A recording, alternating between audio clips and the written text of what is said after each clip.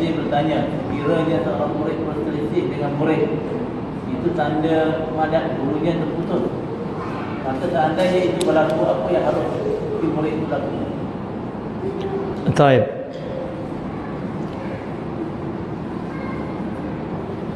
Jika seorang murid betul cintanya kepada gurunya, ya, itu masalah cinta. Ya. Kita tak tahu apa buktinya seorang cinta kepada gurunya. Ya, tak tahu buktinya. Buktinya bahwa dia mencintai orang yang ada hubungan dengan gurunya. Ya. Maka murid lain adalah muridnya. Jika dia jujur cintanya kepada gurunya, dia akan menghormati ya, murid-murid gurunya. Kenapa di dalam tasawuf seorang murid menghormati gurunya, menghormati istrinya, menghormati anaknya? Sehingga ada dalam buku tasawuf, barang siapa tidak menghormati istrinya dan anaknya, putus madarnya. Itu sebetulnya bukan anak dan murid istrinya itu tidak salah, bukan. Tetap salah. Tapi kenapa engkau ikut campur misalnya? Karena ada kisah ketika seorang murid dikatakan kepada gurunya, pergilah engkau, tinggalkan aku, engkau sudah saatnya untuk pergi. Sebelum pergi aku tanya, ya, karena engkau lama bersamaku, aku lama bersamamu, pasti ada salah. Tunjukkan kesalahanku agar aku boleh berubah di kemudian hari kepada orang lain. Muridnya bertanya, engkau tidak punya salah kalau nak tanya kesalahanmu, salah alamatnya kepadaku, tanya kepada orang lain. Gurunya berkata, tak ada orang tak salah. Muridnya apa mengatakan? Cinta telah menutupinya. Salah itu ada. Siapa yang tak salah? Jika cinta kepada gurunya, dia tak melihat salah istrinya, anaknya, dan murid yang lain. Karena cinta yang menutupinya. Dia maafkan, dia tetap berbuat baik, ya. Tak ada cinta melihat salah, tak ada. Kalau benci, ya, benar pun salah, lagi salah. Tapi kalau cinta, salah pun benar, lagi benar.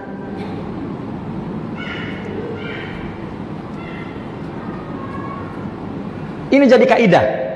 Orang jika cinta kepada gurunya, cinta kepada muridnya. Cinta kepada muridnya, dia berbuat baik kepada murid-muridnya. Apa cirinya?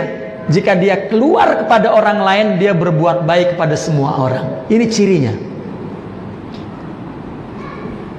Apabila dia seorang muridin, ya, dengan orang lain memandang baik, dengan apalagi guru orang lain memandang baik, berarti ini jujur cintanya kepada murid gurunya.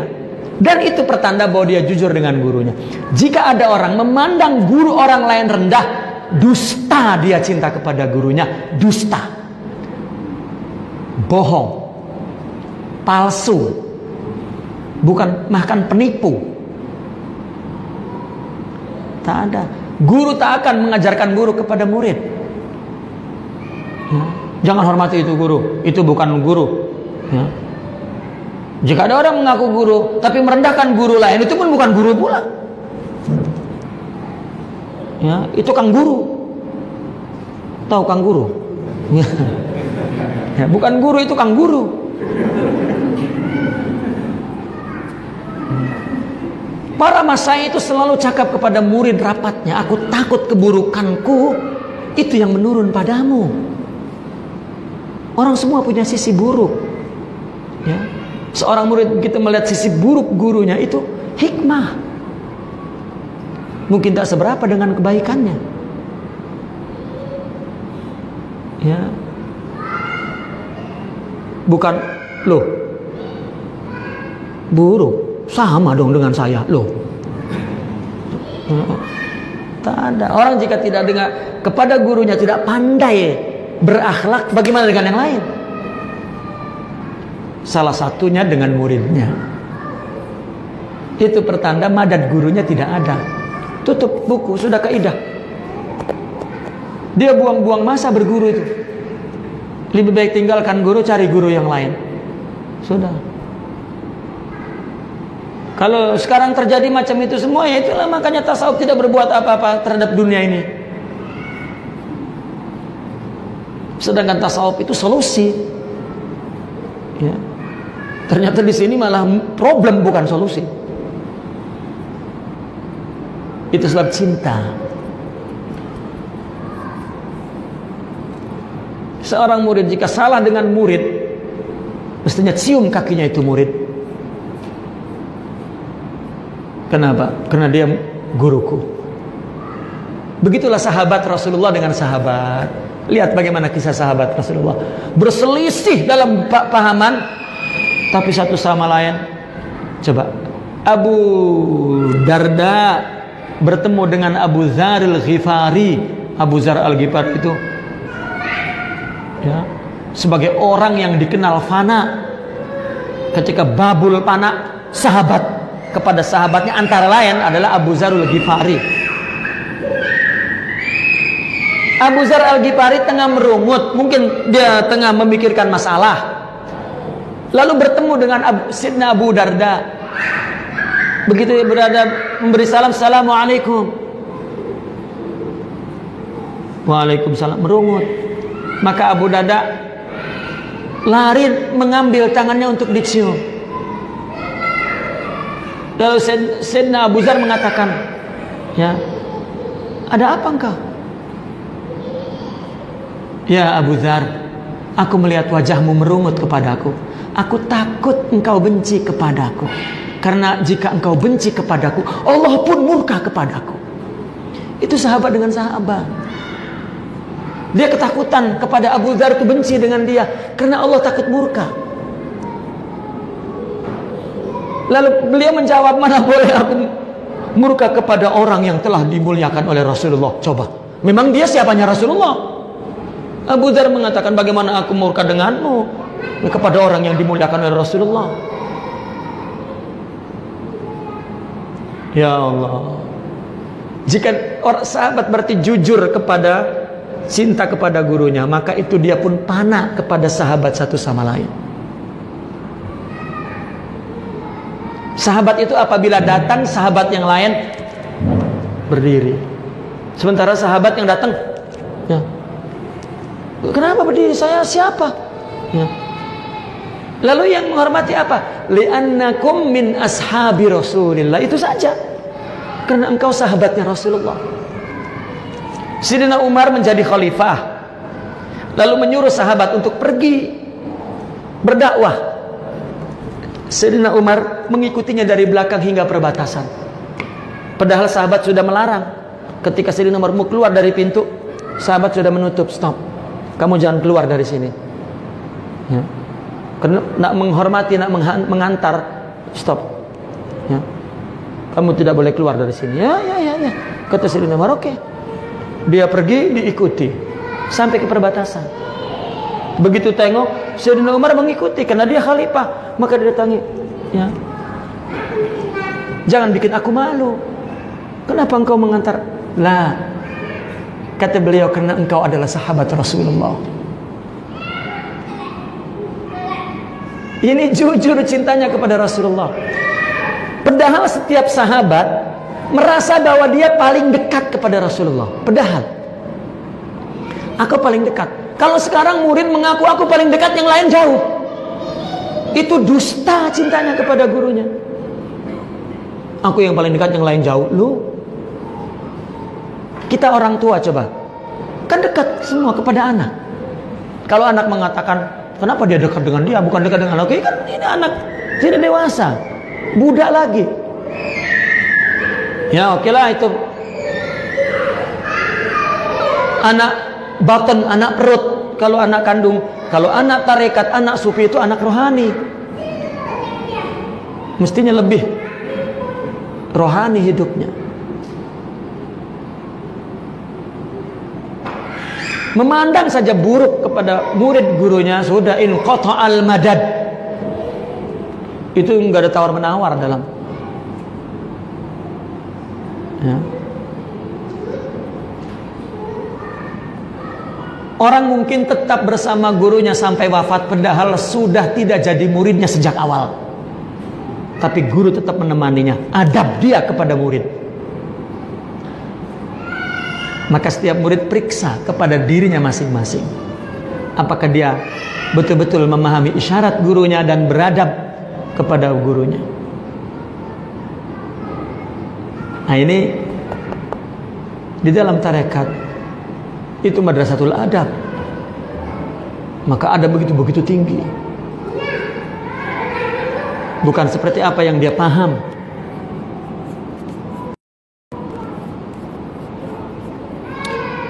Buka saja sejarah sahabat. Makanya begitu sahabat itu dididik oleh Nabi, lari hijrah ke Madinah, di Madinah membangun, turun syariat apa semua, bla bla bla bla bla bla.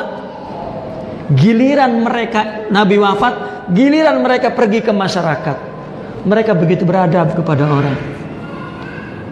Al-Qisah di Syam, sahabat itu berpencar. Takdir mempertemukan kembali sahabat itu di Syam. Mungkin yang dari sini nak ke Syam, yang dari sini nak ke Syam, yang dari sini nak ke Syam, tanpa ada kabar bahwa ada sahabat lain nak ke Syam. Tetapi ada 12 sahabat datang secara bersamaan oleh takdir Allah ke Syam. Ya. Lalu didudukkan oleh orang-orang Syam yang menyambut bahwa ada sahabat Rasulullah datang ke kami. Wow, bising sudah disambut, diberi 12 kursi, sahabat itu duduk semua, orang menunggu di bawah, ya, sambil menatap wajahnya karena wajah itu dulu menatap Rasulullah SAW. Orang menatap gitu. Nah kemudian mulai bertanya, ya, tentang ilmu-ilmu agama.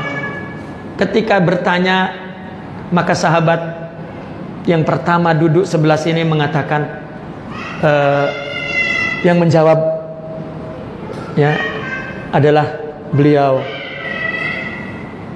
Maka kata dia, ya, yang lebih afdal menjawab adalah ini. Yang ini juga mengatakan, oh tidak, dialah yang lebih afdal. Ya. Terus sampai ke terakhir, kata yang terakhir, tidak, yang lebih afdal itu yang di sana. Akhirnya yang pertama juga menjawab. Begitu menjawab bla bla bla bla bla, dianggap kurang sempurna, disalahkan dengan yang di sana. Oh tidak, jawabannya adalah seperti ini, seperti ini. Apa kata yang itu? Ya, itu yang betul. Kalau kita, kenapa kau tadi tak cakap? Cakaplah dari tadi. Oh kalau kita macam itu.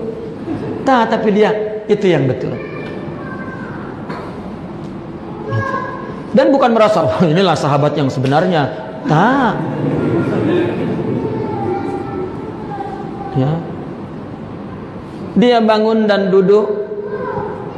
Sahabat minta maaf, ana ukhalifuk. Minta maaf, saya berbeda pendapat padamu. Apa jawaban? La haqqun alaik. Itu hakmu. Kebenaran itu adalah milik Allah. Sudah. Ini fana. Semua makna ma'rifat, suhud, fana, tauhid itu ada pada sahabat. Semua. Tapi tak pernah cakap. Kita udah habis berapa ilmu tauhid nih. Ya. Tapi tetap cakap kita kotor. Ya. Nah ini cinta saja masalahnya.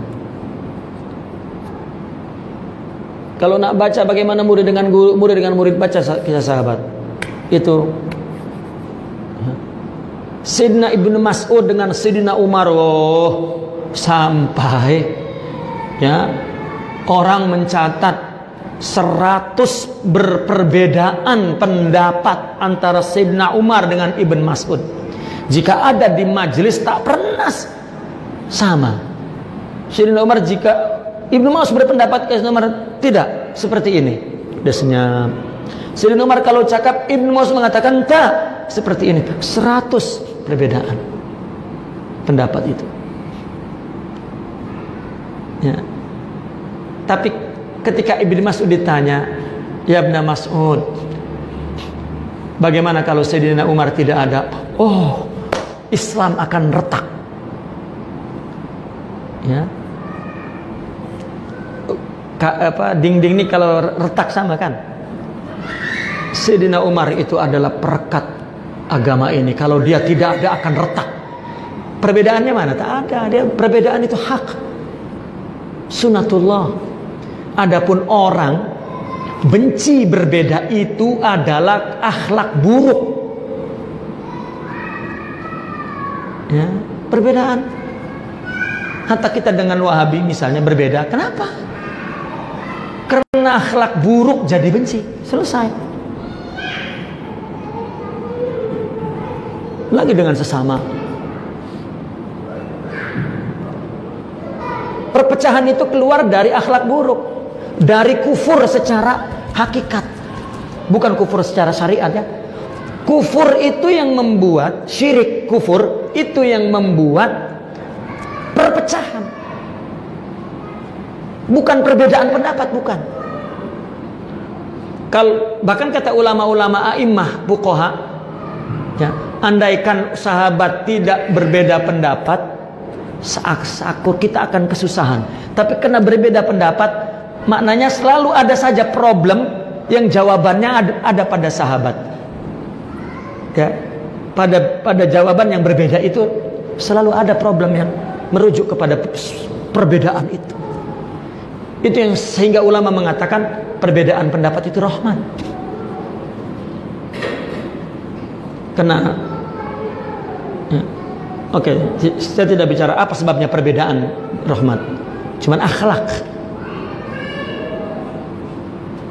Coba orang si fulan bersama fulan, ini kita dengan si fulan berselisih, larang orang bersama orang. Ya. Kalau ini bersama ini pun larang. Loh, kenapa? Yang berselisih kan kamu. Ini akhlak buruk.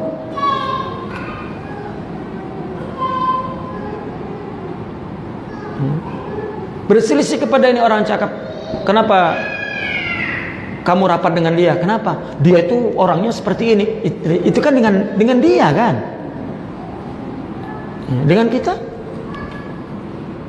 Terus apa maknanya persatuan? Apa maknanya ukhuwah? Apa maknanya mahabbah? Intinya tidak ada mahabbah. Apalagi itu murid gurunya, ya Allah. Ya, murid gurunya itu gurunya sendiri. Murid gurunya itu gurunya. Ya, in qata'al madad. Orang tua ada kan yang tak suka dengan anak sampai mati, tapi tetap beri makan, beri pakaian, ya disekolahkan, dinikahkan terus. Ya. Begitu juga guru.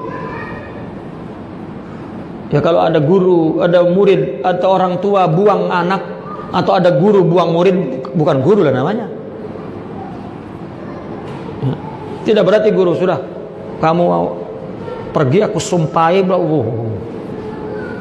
karena berselisih dengan dia misalnya, tak ada itu guru begitu. Ya, bukan guru namanya.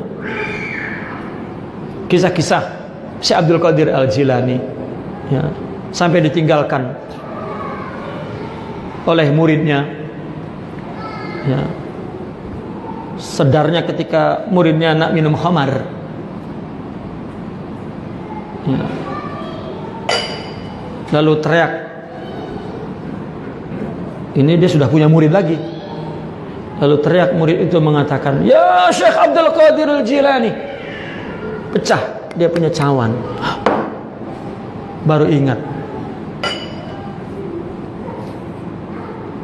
Dan dia berlari.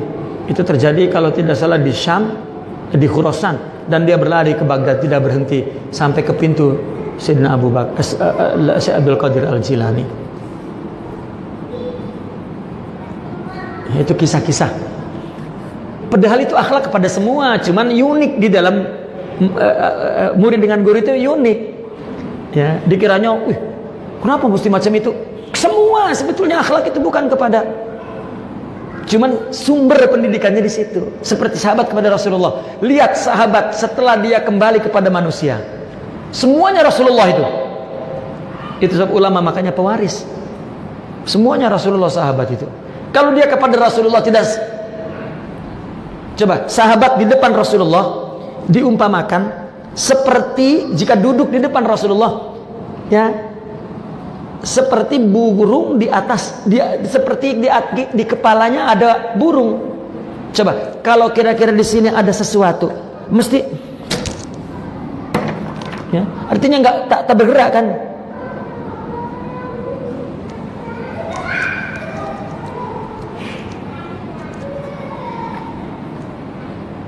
Kesetiaan kepada Allah. Kenapa sholat ada imamnya? Kenapa sembahyang ke Ka'bah satu? Tauhid, bukan kepada selain Allah. Adapun mereka yang berpandangan lain, karena tauhidnya itu yang salah. Ada Tuhan selain Allah di kepalanya. Dikiranya berbuat baik kepada orang menguntungkan orang, tidak. Ya, menguntungkan dirinya. Kalau guru memang kepada murid, kenapa? Guru itu kepada murid, kenapa menjadi manja? Guru melihat orang yang bukan murid, dia berkhidmat. Tapi kalau saja ada muridnya, ya, hatta mungkin gelas pun ya, kalau boleh minta diminumi dengan murid, tapi kalau dengan orang lain dia yang akan berkhidmat. Kenapa? Karena dia ummatur Rasulullah sallallahu alaihi wasallam. Lalu kenapa kepada murid? Karena dia agar engkau berkhidmat kepada umat Rasulullah sallallahu alaihi wasallam dan hamba Allah. Maka semua mursyid itu mentalitinya khidmah, karena dia kepada gurunya begitu. Bukan Firaun.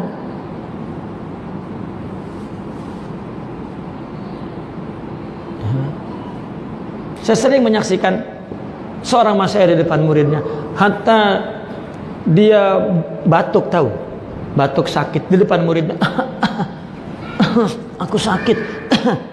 Ya, tapi di depan orang tak boleh nampak sakit, tapi di depan muridnya tak sakit pun sakit, manja-manja begitu. Karena mahabbah.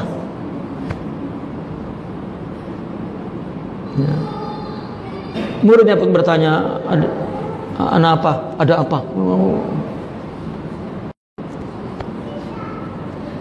Wallahu a'lam bishawab. Allahumma salli ala sayyidina Muhammadin wa ala alihi wa sahbihi wa barik wa sallim. Allahumma inna nas'aluka an tuhaqqiqana bima 'allamtana wa 'allimna ma yanfa'una wa zidna ilman bi rahmatika ya arhamar rahimin. Rabbana zalamna anfusana wa tub 'alaina wa illam taghfir lana wa tarhamna lanakunanna minal khasirin. Rabbana atina fid dunya hasanah wa fil akhirati hasanah wa qina adzabannar. Alhamdulillahirabbil alamin. Assalamualaikum warahmatullahi wabarakatuh.